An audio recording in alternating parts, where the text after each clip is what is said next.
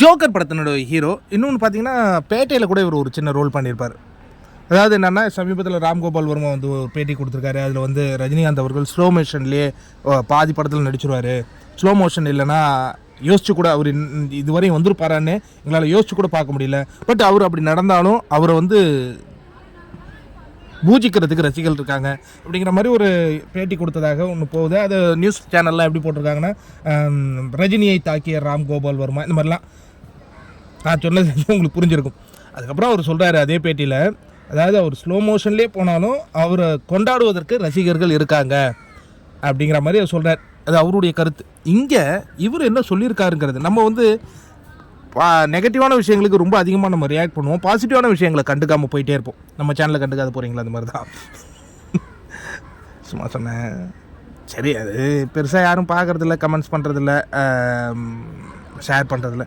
Okay, நம்ம கடமையை நம்ம செய்வோம்.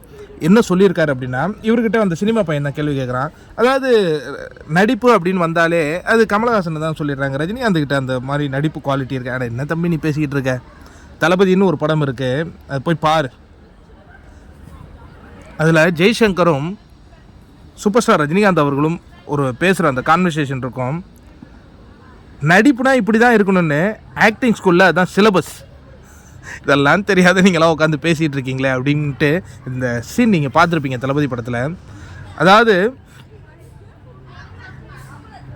தன்னுடைய அம்மாவை பார்க்கணுங்கிற அந்த ஏக்கம் இருந்திருக்கும். தன்னுடைய அம்மா இங்கே தான், இவங்க தான் அப்படிங்கிற மாதிரி ஜெய்சங்கர் வந்து சொல்லும் பொழுது அங்கே சூப்பர் ஸ்டார் ரஜினிகாந்த் அவர்களுடைய அந்த வசனமாக இருக்கட்டும், அவருடைய அந்த பாடி லாங்குவேஜாக இருக்கட்டும், பேசுங்க. இவரை மிஞ்சிய நடிகர் யாராவது உண்டா? எனக்கு தெரிஞ்சு கிடையவே கிடையாது. இன்னொன்று, நிறைய பேர் இந்த கமர்ஷியல் ஹீரோ அதெல்லாம் சொல்கிறாங்க. கமர்ஷியல் ஹீரோவாக இருந்தாலும் எதுவாக இருந்தாலும் 2.5 மணி நேரங்கள் உங்களை கட்டி போட்டு வச்சுருக்காங்க இல்லையா, அவங்க தான் ஹீரோ. அந்த விதத்தில் சூப்பர் ஸ்டார் ரஜினிகாந்த் அவர்கள் தான் உலகத்துக்கே பெரிய ஹீரோ.